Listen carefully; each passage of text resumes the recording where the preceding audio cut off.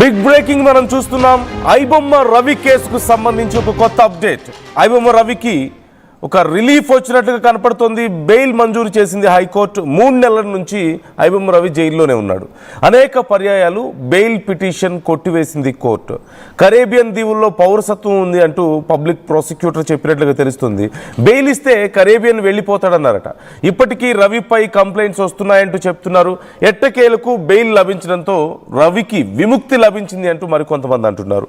3 నెలల పాటు చెంచల్గూడ జైల్లోనే రవి ఉంటూ వస్తున్నాడు. మధ్యలో విచారణ చేస్తున్నామని పోలీసులు చెప్పారు. మరి విచారణలో ఏం విషయాలు తెలిసాయి అనేది ఇంతవరకు బయట పెట్టని పరిస్థితి మనకు కనపడుతుంది.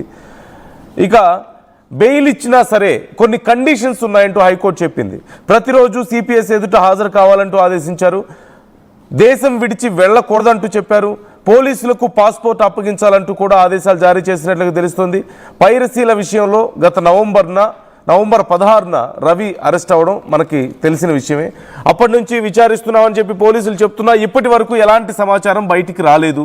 ఇప్పుడు బెయిల్ వచ్చింది, కానీ దేశం విడిచిపోవడానికి కుదరదు, ఇప్పటికీ కంప్లైంట్స్ వస్తున్నాయంటూ కోర్టు చెప్పింది.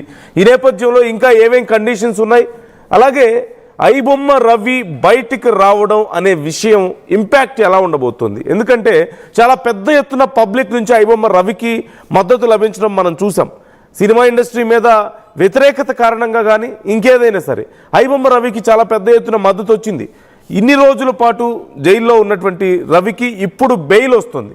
మరి బెయిల్ వచ్చిన తర్వాత ఏం జరగబోతుంది ఈ కేసుకు సంబంధించి అనేదే చాలా కీలకంగా మారింది. ప్రశాంత్ జాయిన్ అవుతున్నారు, మా ప్రతినిధి. ముందుగా ఒకసారి ఈ కేసుకు సంబంధించి కోర్టు ఏం చెప్పిందో చూద్దాం. లైవ్లో ఉన్నారు ప్రశాంత్, డీటెయిల్స్ ఏంటి? కోర్టు ఇంకా ఎలాంటి రిస్ట్రిక్షన్స్ పెట్టింది బెయిల్ ఇస్తున్న సందర్భంలో? At the same time iBomma రవికి బెయిల్ రావడం అనేది ఎలా జరిగింది అసలు? అంటే పోలీసులు చాలా పెద్ద కేసుల్లో ఇతను ఉన్నాడని, పైరసీ చేశాడని, అన్ని కోట్లు సంపాదించాడని ఏదేదో చెప్పారు కదా. ప్రజల పర్సనల్ డేటా అంతా వెళ్ళిపోయిందని చెప్పారు. మరి అన్ని కేసులున్న వ్యక్తికి, అంత పెద్ద కేసులు ఉన్నటువంటి వ్యక్తికి బెయిల్ ఎలా ఇస్తున్నారు? పోలీసులు ఇన్ని రోజుల విచారణ తర్వాత ఏం సాధించగలిగారు? కోర్టుకి ఏమైనా సమర్పించారా? వాళ్ళు విచారణ చేసింది ఏమైనా? ఎస్ నందు, ఇప్పుడు సినిమా పైరసీలకు సంబంధించి ఇమ్మడి రవి అలియాస్ ఇటు ఐబొమ్మ రవిగా పిలుచుకుంటున్న ఈ రవి గత 6 ఏళ్ళుగా ఈ సినిమా పైరసీలకు సంబంధించి వెబ్సైట్లు క్రియేట్ చేసుకుంటూ ఇటు ఐబొమ్మ కావచ్చు, బపం టీవీ కావచ్చు, ఈ 2 వెబ్సైట్ల ద్వారా మిగతా బెట్టింగ్ ప్రమోషన్స్ చేస్తూ కూడా ఇన్నేళ్ళు ఆయన వెళ్ళారు. సో పోలీసులకి ఒకవైపు సవాల్ విసరడం కావచ్చు, సినిమా ఇండస్ట్రీకి కొంతమేరకు ఇబ్బంది పెడుతూ కూడా వచ్చిన వ్యక్తి ఎట్టకేలకు నవంబర్లోనే చిక్కారు పోలీసులకి. సిసిఎస్ పోలీసులకి తీసుకున్న తర్వాత వాళ్ళు కస్టడీలోకి తీసుకొని ఇన్నేళ్ళుగా దాదాపు 3 నెలలుగా విచారణ చేస్తూ కూడా ముందుకు వచ్చారు. సో ఎట్టకేలకు ఇటు హైకోర్టుల దగ్గర అలాగే ఇటు నాంపల్లి కోర్టు దగ్గర కూడా ఈ రవికి సంబంధించి అడ్వకేట్లు వాదనలు అయితే పూర్తిగా అందించడం అయితే జరిగింది. సో అతనికి బెయిల్ కావాలి, 3 నెలలుగా అతను జైల్లో ఉన్నాడు. సో ఎట్టకేలకు బెయిల్ కావాలంటూ కూడా అప్పీల్ చేస్తూ కూడా రావడం అయితే జరిగింది. సో అప్పీల్ చేసే సందర్భంలోనే ఇటు సిసిఎస్ పోలీసులు కావచ్చు, అటు రవి తాలూకా అడ్వకేట్లు కావచ్చు, పూర్తిగా వాదనలు గట్టిగానే జరిగాయని చెప్పుకోవాలి. సో ముఖ్యంగా ఇటు గతంలోనే ఇటు అరెస్ట్ అయిన సందర్భంలోనే రవి తాలూకా పాస్పోర్ట్లు సీజ్ చేయడం అయితే జరిగింది. సో దాంతోపాటు రవి దగ్గర ఆ రోజు ఏదైతే అరెస్ట్ అయ్యారో కూకట్పల్లిలో ఆయన్ని అదుపులోకి తీసుకునే సందర్భంలోనే దాదాపు 3 కోట్లు అలాగే హార్డ్ డిస్క్లు మిగతావన్నీ కూడా తీసుకుంటూ రవిని కస్టడీలోకి తీసుకున్నారు. సో ఇలాంటి అంశాలు తీసుకున్న తర్వాత రవి ఎక్కడికి వెళ్ళిపోతాడు, దేశం విడిచి పారిపోయే అవకాశమే లేదు అనే కోణంలో పూర్తిగా రవి తాలూకా అడ్వకేట్లు న్యాయస్థానాలకు తెలపడం అయితే జరిగింది. సో దాంతో పాటు ఇటు సిసిఎస్ పోలీస్ అధికారులు కూడా దీనిపైన రవి అరెస్ట్ అయిన ఆ సందర్భం నుంచి పూర్తి కోణంలో కూడా ఎంక్వైరీ చేస్తూ కూడా వచ్చారు. సో రవికి అనేక సార్లు ఆఫర్లు కూడా చేయడం అయితే జరిగింది. అసలు మేము ఈ పైరసీని భూతాన్ని అంతం చేయాలనుకుంటున్నాము. సో పోలీసులు కూడా రవికి ఆఫర్ల మీద ఆఫర్లు ప్రకటించడం కూడా జరిగింది. సో పైరసీని మొత్తం అంతం చేయడానికి మేము మీకు ఆఫర్ అయితే ఇస్తున్నాము, మాకు నీకు ఉద్యోగం కూడా ఇవ్వడానికి మేము సిద్ధంగా ఉన్నామంటూ కూడా సిసిఎస్ పోలీస్ అధికారులు రవికి కూడా ఆఫర్ అయితే ఇచ్చారు. సో రవి ఇవన్నిటిని కూడా నాకు అవసరం లేదు, సో రిజెక్ట్ చేస్తూ నేను ఈ పైరసీ భూతాన్ని మొత్తం కూడా నేను విడిచిపెట్టి నేను కరేబియన్ దీవుల్లో నాకు పౌరసత్వం ఉంది, అక్కడికి వెళ్ళి నేను ఒక రెస్టారెంట్ది ఓపెన్ చేసుకుంటూ నా జీవనం కొనసాగిస్తానంటూ కూడా రవి చెప్పడం అయితే చెప్పాడు. సో ఇలాంటి అంశాలన్నీ కూడా ఈ 3 నెలల పాటు ఈ రవి తాలూకా విచారణలో భాగంగా కొత్త అంశాలు బయటకు వచ్చాయి. అయితే ఈరోజు హైకోర్టు మాత్రం దీనికి సంబంధించి రవికి షరతులతో కూడిన బెయిల్ అయితే మంజూరు చేసింది.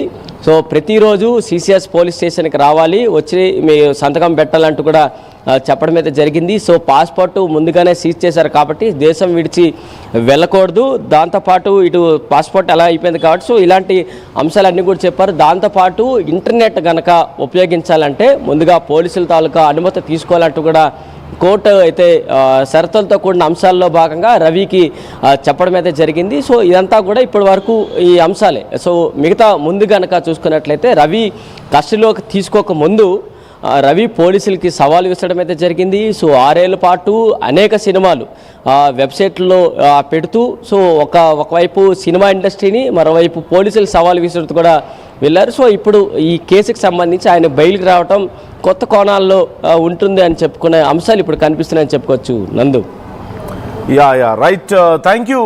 మొత్తం మీద అంటే ఈ డీటెయిల్స్ చూస్తే ఐబొమ్మ రవిని విచారించిన తర్వాత ఇంతకీ పోలీసులు ఏం సాధించారనేదే బయటికి రాలేదు. చాలా పెద్ద ఆరోపణలతో అతన్ని అరెస్ట్ చేశారు, మనం చూసాం, పెద్ద ఆపరేషన్ చేసి మరి. Right Prashant, thanks for the details.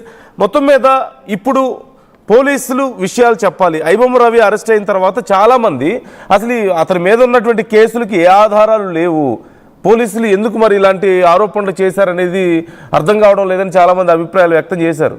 In fact కొంతమంది గెస్ట్ చేశారు అతను విచారించినా ఏం రాదు అని చెప్పి. పోలీసులు ఇప్పటి వరకు ఎందుకని వివరాలు చెప్పలేదు?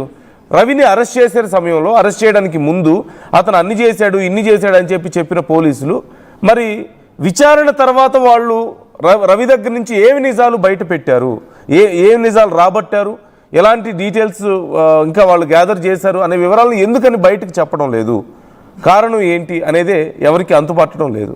అంటే సమాచారాన్ని రాబట్టగలిగారా లేదా, లేకపోతే రాబట్టినటువంటి సమాచారాన్ని బయటకు చెప్పలేరా ఇప్పుడే ఇంకా విచారణ జరుగుతున్న నేపథ్యంలో?